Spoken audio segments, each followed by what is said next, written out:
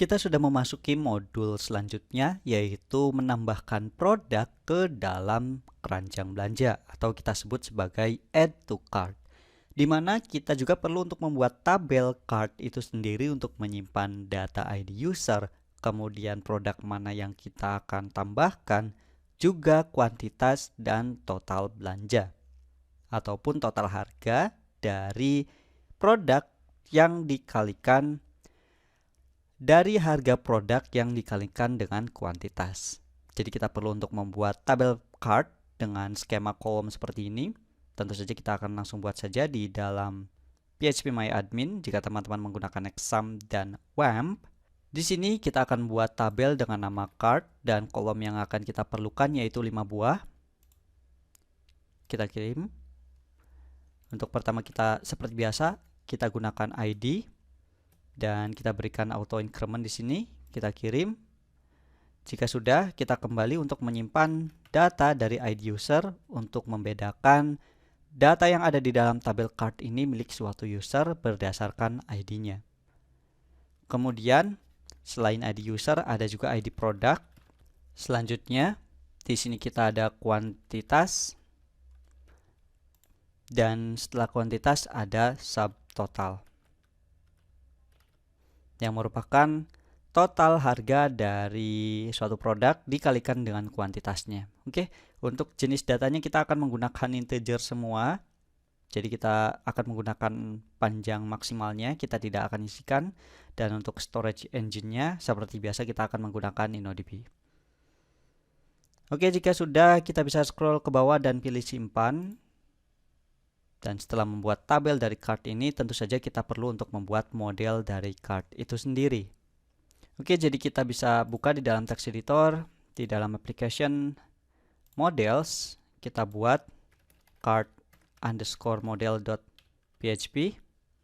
Di sini kita akan buat skema PHP dan modelnya dengan nama cart underscore model dan kita arahkan pada my model.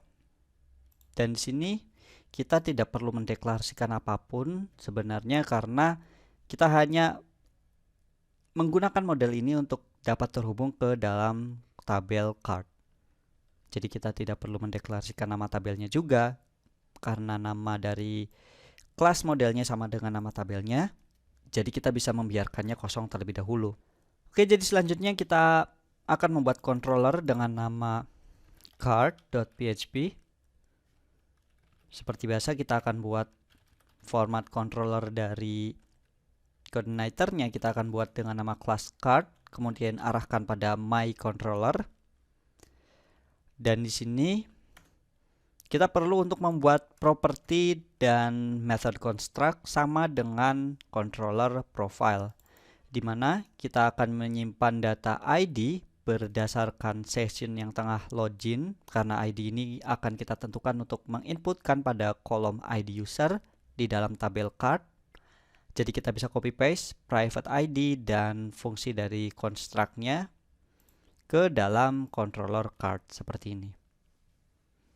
Oke, karena untuk dapat memasukkan produk ke dalam keranjang kita harus melakukan login terlebih dahulu, dan jika belum maka kita akan arahkan ke halaman utama. Oke, dan selanjutnya kita akan buat metode add terlebih dahulu sebelum menampilkan data yang ada di dalam suatu keranjang belanja. Di sini kita akan buat dengan nama method public function add, dan seperti biasa kita akan validasi terlebih dahulu. Jika mengakses fungsi add ini tanpa menggunakan method post, maka kita akan melakukan redirect pada halaman utama. Oke.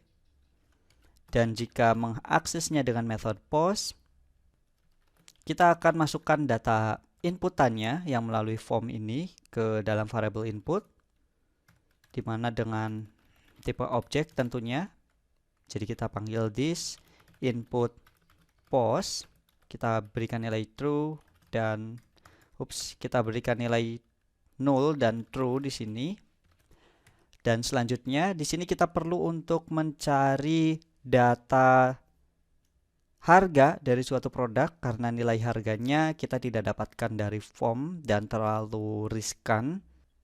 Jika kita menggunakan input hidden, mungkin bisa kita ubah di dalam inspect element dan kita akan mengubah data harganya dan itu akan berpengaruh pada kolom subtotal nantinya. Jadi kita akan panggil harga dari produk tersebut dengan melakukan query di sini, yaitu dengan cara override dari properti tabel yang ada di dalam card model. Jadi kita akan buat terlebih dahulu di sini dengan keyword public agar dapat kita ubah di dalam card controller dan kita arahkan pada tabel. Dan isinya yang semula adalah card terlebih dahulu. Jadi di dalam tabel ini kita dapat alih fungsikan untuk mengakses pada tabel produk untuk sementara, di mana difungsikan untuk melakukan query, mencari data harga dari produk sesuai dengan ID yang kita pilih. Jadi di dalam card ini kita akan tentukan terlebih dahulu data dari model card. Kita akan ubah nilai dari tabelnya menjadi produk karena kita perlu untuk menggunakan tabel tersebut. Oke.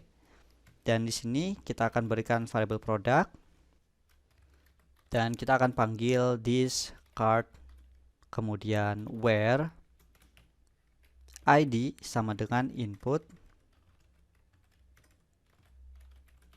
ID product dan kita berikan first di sini. Jadi setelah kita mengoverride nilai dari properti tabel yang ada di dalam card model ini menjadi produk, maka kita akan melakukan query pada tabel produk terlebih dahulu untuk mendapatkan data produk berdasarkan ID dari inputan ID produk. Dan selanjutnya di sini kita akan override lagi nilai tabelnya yang semula produk menjadi card lagi, di mana di dalam card ini kita akan melakukan query dengan mencari this card where ID user, yaitu dengan mengakses this ID. Oke, yang kita isikan di sini.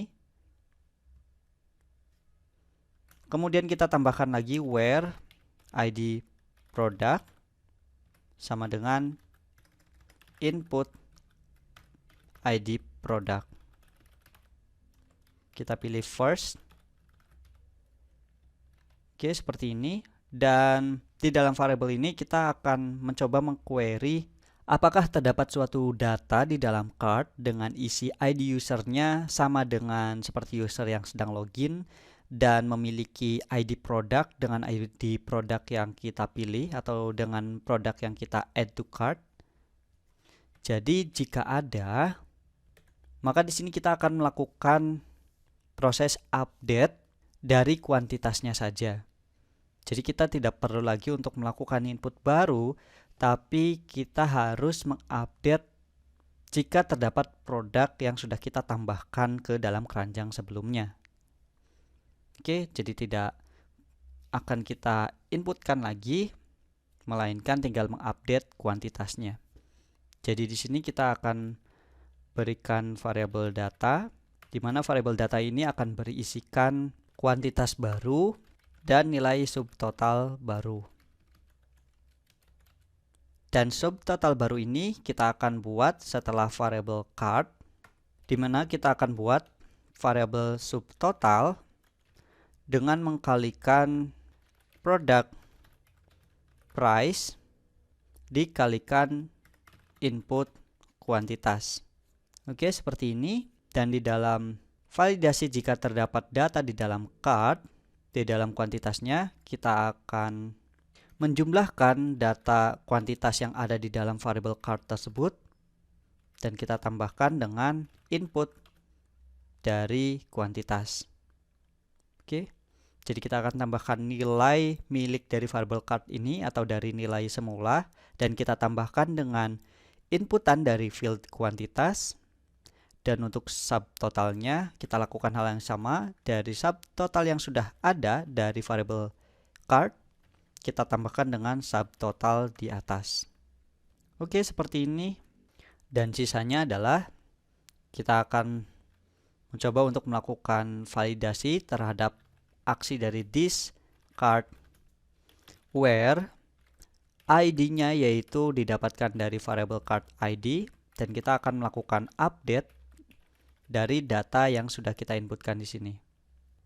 Jika berhasil, kita akan tambahkan session flash data dengan tipe sukses dan pesannya adalah produk berhasil ditambahkan. Dan jika gagal, maka kita akan tentukan pesan flash datanya dengan pesan error atau tipe error dengan pesannya yaitu "Ups, terjadi kesalahan". Oke, dan selanjutnya adalah kita melakukan redirect ke halaman utama. Di sini kita melakukan proses pengupdatean data jika terdapat data dari variable card. Oke. Dan jika data dari cardnya tidak ada, maka tinggal kita melakukan proses insert saja. Tentu saja di sini kita perlu untuk membuat variable data lagi dan melakukan redirect. Kita melakukan copy paste dari kondisi yang ada di dalam card ini. Oke, kita letakkan di bawah. Untuk kuantitasnya kita akan hapus berdasarkan input kuantitas. Dan untuk subtotalnya kita akan dapatkan dari variable subtotal saja. Kemudian untuk ID user kita dapatkan dari this ID. Kemudian ID produknya kita akan dapatkan dari input ID product. Ataupun dari variable product dan memilih ID akan mendapatkan nilai yang sama. Dan selanjutnya di sini kita akan memanggil method card dan tinggal menghapus method where ini dan kita ubah update ini menjadi create karena kita akan membuat data baru. Dan jika berhasil atau tidak, kita akan mengarahkan pada halaman utama. Jadi di sini di method add kita akan melakukan validasi terlebih dahulu. Jika tidak menggunakan method post, maka akan dikembalikan ke halaman utama. Dan jika menggunakan method post, kita akan masukkan data inputan terlebih dahulu ke dalam variable input. Kemudian kita akan mencoba untuk mencari suatu data di dalam produk berdasarkan ID yang kita inputkan untuk mendapatkan data price-nya. Kemudian jika sudah mendapatkan data price-nya, mungkin kita akan lakukan penjumlahan kuantitas dengan harganya terlebih dahulu. Oke, seperti ini. Dan jika sudah, kita mencoba untuk memvalidasi terlebih dahulu apakah dengan produk ID yang kita pilih ini sudah ada atau user yang tengah login ini sudah memilih produk yang sama atau tidak. Jika terdapat data yang sama, maka kita akan memvalidasi di sini. Jika bernilai true, maka kita tinggal mengupdate kuantitas yang sudah diinputkan beserta dengan data dari subtotalnya. Kita akan update dengan menambahkan nilai kuantitas sebelumnya dan nilai subtotal sebelumnya dengan nilai yang baru. Kemudian kita melakukan proses update dan memvalidasi apakah prosesnya berhasil atau tidak. Kita akan arahkan pada URL utama.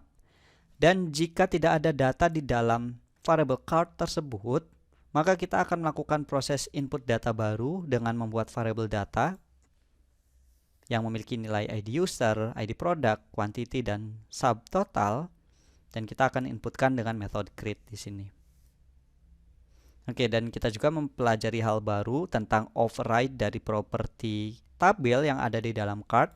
Kita menggunakan public karena agar dapat diubah datanya melalui kelas yang bukan turunannya. Karena kita akan menggunakan ke dalam kelas controller. Yang semula kita menggunakan nilai card, kita akan pindahkan terlebih dahulu pada tabel produk. Dan jika sudah mendapatkannya, kita akan ubah kembali ke dalam tabel card di sini untuk melakukan proses update atau insert di dalam tabel card tersebut. Oke, untuk mencoba metode ini, kita akan lanjutkan pada video selanjutnya dengan mengaktifkan form add to cart di dalam index.php milik home.